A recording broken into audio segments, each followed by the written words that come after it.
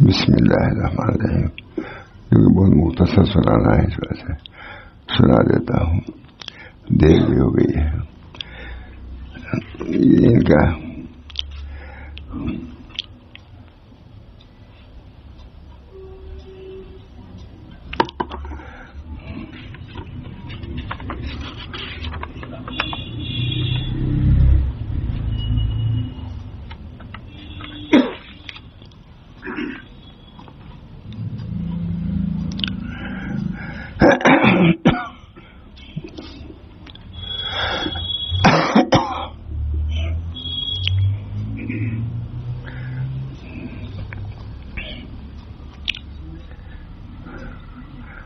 مختصر سنا دیتا ہوں. دعا کیجیے اللہ تعالیٰ رحم و کرم کا معاملہ فرمائے.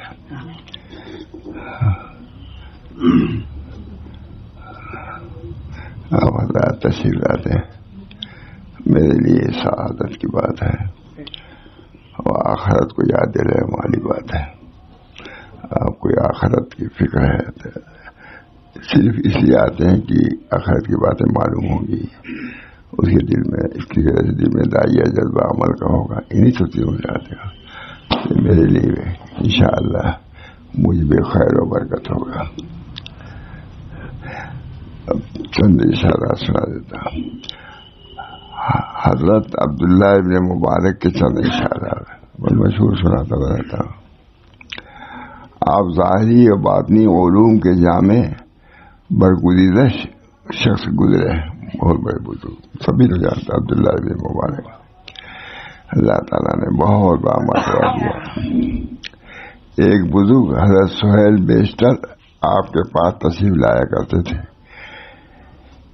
ایک مرتبہ چلتے ہوئے کہنے لگے, اب میں کبھی آپ کے پاس نہیں آؤں گا, اس لیے کہ آج چھت پر سے آپ کی کنیزیں مجھے اے سہیل کہہ کر آواز دے رہی تھی, اور یہ بات میرے لیے بار خاطر ہو گئی. اور تو آواز میں نہیں سننا چاہتا. تقوی یہ سن کر حضرت عبداللہ نے حاضرین سے کہا کہ آؤ سہیل کی نماز جنازہ ادا کریں. چنانچہ اسی وقت ان کا انتقال ہو گیا. اور تجہیز و تکفین کے بعد جب لوگوں نے سوال کیا ہے کہ موت سے پہلے ہی آپ کو ان کی موت کا علم ہو گیا تھا, فرمایا کہ انہوں نے یہ کہا تھا کہ تیری چھت پر سے کنیزیں مجھے اے سہیل کہہ کر آواز دے رہی تھی, حالانکہ میرے یہاں کوئی لوڑی نہیں ہے اور وہاں یقیناً حوریں تھیں. کوئی لوڑی نہیں تھی بلکہ حوریں مجھ کو. اس سے میں نے سمجھا کہ میری موت اب ہو جائے گی.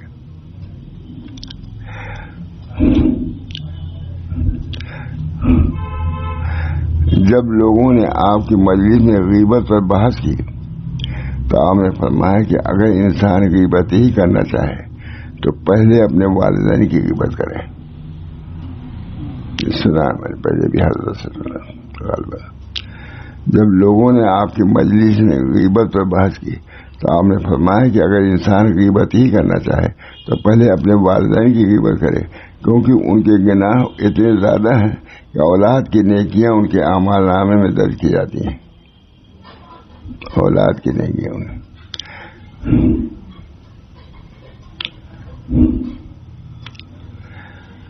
کسی نے آپ سے عرض کیا کہ میں ایسے گناہ کا مرتکب ہو گیا ہوں جس کو بوجہ ندامت آپ کے سامنے نہیں بتا سکتا, لیکن اصرار کے بعد اس نے کہا کہ میں زنا کا ارتکاب کر بیٹھا ہوں. آپ نے فرمایا کہ میں اس خیال میں تھا کہ شاید تو نے غیبت کا گناہ کیا ہوگا.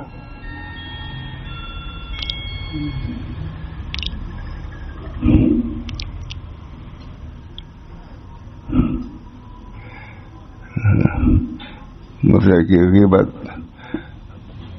شکایت جو دن رات ہم لوگ کرتے رہتے ہیں, عموماً نیک لوگوں کی بھی غیبت کرتے رہتے ہیں. اس سے بہت پرہیز کرنا چاہیے. سمجھ میں اللہ تعالیٰ ہم سب لوگوں کو ان رذائل سے بھی نجات کلی عطا فرمائے. ہزار ہم ذکر کریں اور اس کے بعد غیبت شروع کر دیں, سب مٹا دے گا, کوئی ثواب نہیں ملے گا.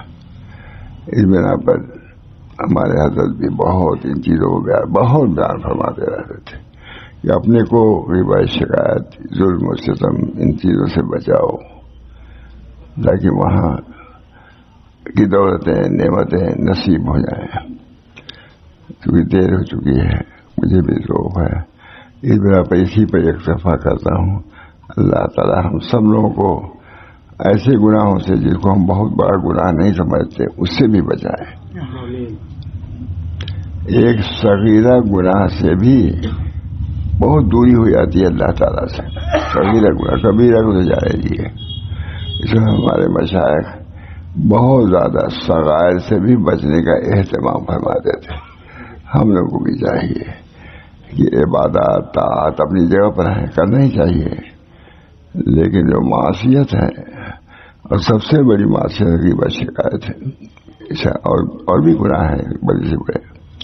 اس بنا پر اللہ تعالی ہم سب لوگوں کو ان رذائل سے، ان گناہوں سے بھی بچنے کی توفیق مرحمت فرمائے. دن رات ہو ہی جاتی ہے، غیبت ہو گئی، آتے جاتے کسی کی بات آ گئی، اس پر کچھ کہہ دیا، یہ سب اللہ تعالیٰ کو ناگوار. اس کے نام اعمال سے بہت چیزیں، بہت سی نیکیاں محو کر دی جاتی ہیں. اللہ تعالیٰ ہم سب کو توفیق دے اعمال صالحہ کرنے کی اور طاعت کرنے کی اور گناہوں سے بچنے کی. اللہ تعالیٰ توفیق مرحمت فرمائے. دعا کیجیے اللہ تعالیٰ سے. سلسلہ چلتا رہا، مختصر ہی صحیح لگے، جاری رہے گا. دعا کیجیے اللہ مجھے بھی صحت دے اور قدرت دے کہ میں کچھ کہہ سکوں. لکھنے کا کام بھی کچھ نہ کچھ جاری ہے، مولانا جانتے ہیں. اس کی میں بہت سی چیزیں ناتمام ہیں. اللہ تعالیٰ اس کو پورا کرنے کی توفیق دے اور اس میں اخلاص پیدا کرے تاکہ امت کے لیے مفید اور نافع ثابت ہو. آپ حضرات جو بھی میرے معین ہیں، اللہ تعالیٰ ان کو جزائے خیر مرحمت فرمائے اور اللہ کے راضی کرنے والے اعمال کے کرنے کی توفیق مرحمت فرمائے. ربنا تقبل منا انك انت السميع العليم برحمتك يا ارحم الراحمين بحرمة سيدنا النبي الكريم صلى الله تعالى عليه وسلم.